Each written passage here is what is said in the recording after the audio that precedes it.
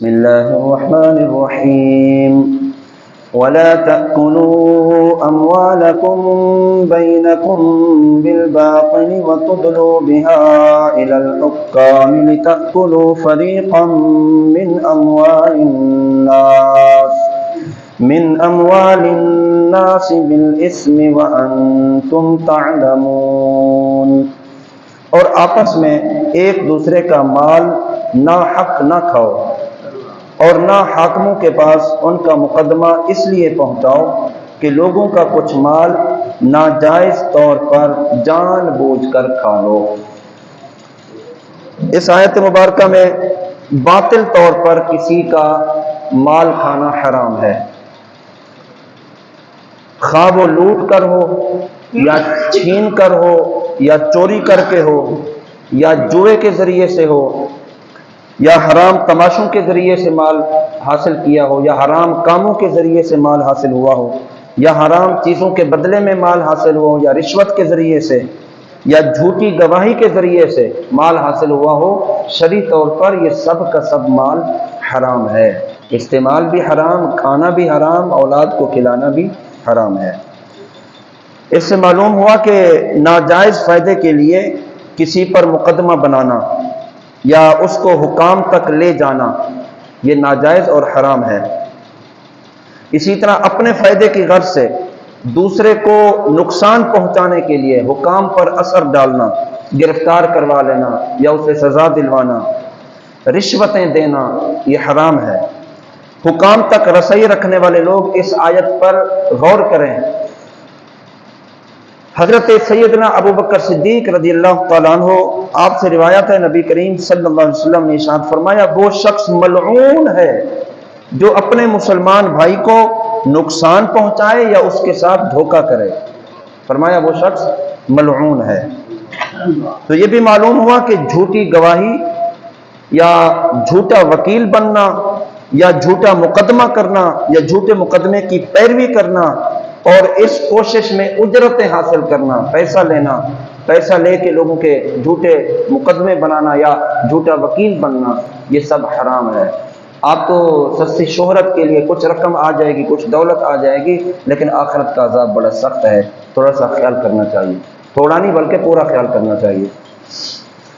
يَسْأَلُونَكَ عَنِ الْأَهِلَّةِ قُلْ هِيَ مَوَاقِيتُ لِلنَّاسِ وَالْحَجِّ وَلَيْسَ الْبِرُّ بِأَن تَأْتُوا الْبُيُوتَ مِن ظُهُورِهَا وَلَكِنَّ الْبِرَّ مَنِ اتَّقَىٰ وَأْتُوا الْبُيُوتَ مِنْ أَبْوَابِهَا وَاتَّقُوا اللَّهَ لَعَلَّكُمْ تُفْلِحُونَ۔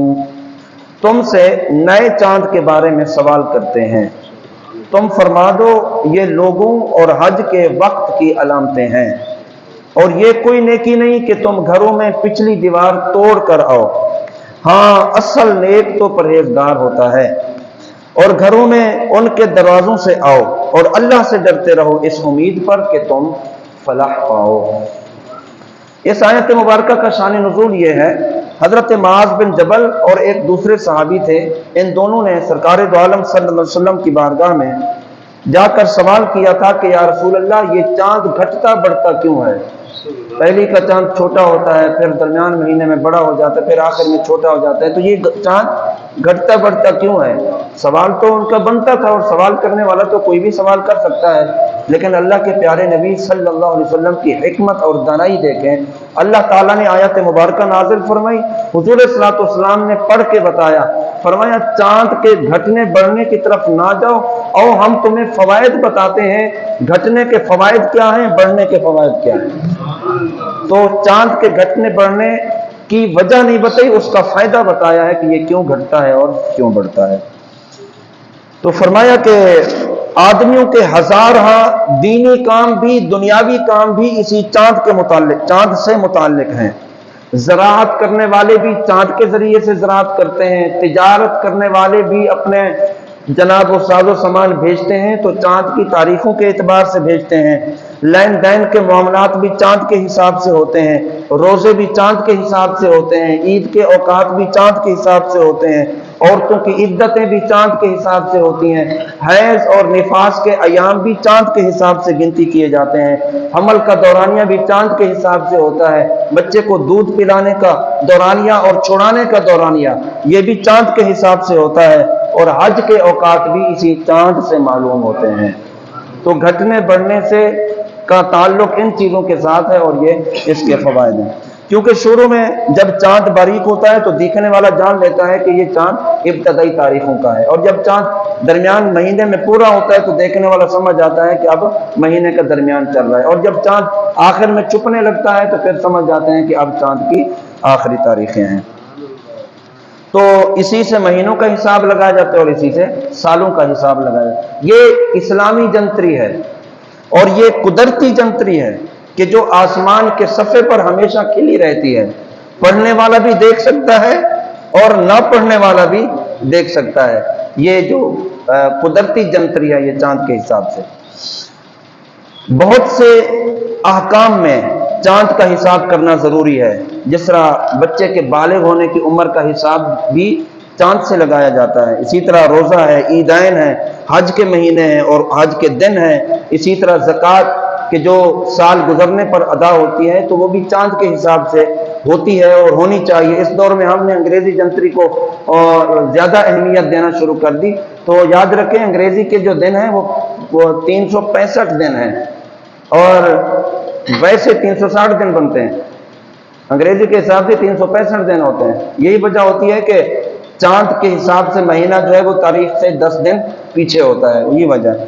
تو ان چیزوں کا حساب چاند کے ذریعے سے ہونا چاہیے، کیونکہ یہ قدرتی جنتری ہے اور اس میں جناب نہ کوئی ملاوٹ ہے نہ کوئی ہیر پھیر ہے۔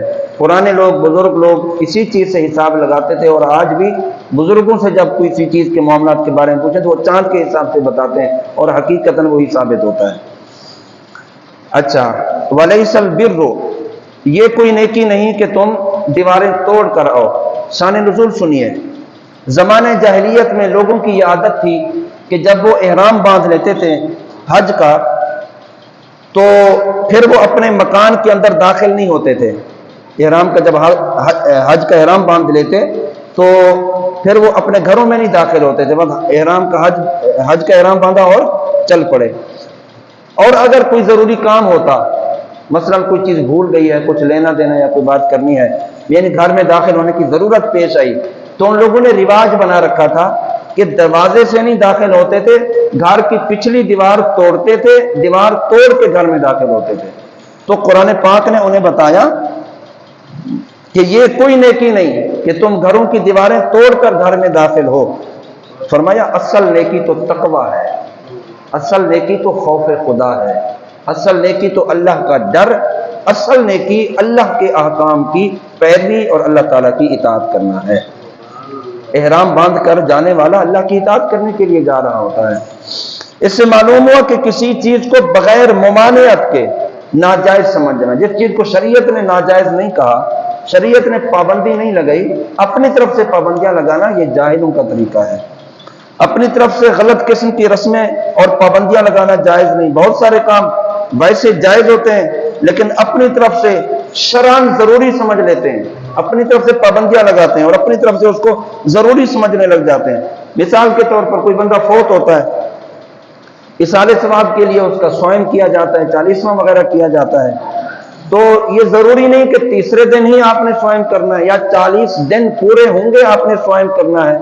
اس چیز کو آپ نے گٹھان لگا لی تو پھر آپ شریعت پر زیادتی کر رہے ہیں۔ شریعت نے اصالِ ثواب کا حکم دیا اور اصالِ ثواب شریعت میں جائز ہے۔ صوم کرنا ہے آپ دوسرے دن بھی کر سکتے ہیں، چوتھے دن بھی کر سکتے ہیں، 40واں کرنا ہے تو 40 دن سے پہلے بھی ہو سکتی ہے اس کی فاتحہ اور بعد میں بھی ہو سکتی ہے اس کی فاتحہ۔ تو اس کو گٹھان لگا لینا اور ایک ایک لمحے کا جناب وہ حساب کرنا اور فرض کرنا اور پھر لازمی سمجھنا کہ یار اسی دن ہی کرنا ہے، تو یہ شریعت پر زیادتی ہوتی ہے۔ تو اس لیے جس چیز کو شریعت نے پابندی نہیں لگائی، ناجائز نہیں کہا، تو اپنی طرف سے اس کو ناجائز کہنا یہ حماقت ہوتی ہے۔ اور اسی طرح بہت سارے کام ایسے ہیں جس میں کفار کی نکالی ہوتی ہے، شریعت میں وہ چیز جائز ہوتی ہے لیکن ہم اسے ناجائز کہہ رہے ہوتے ہیں۔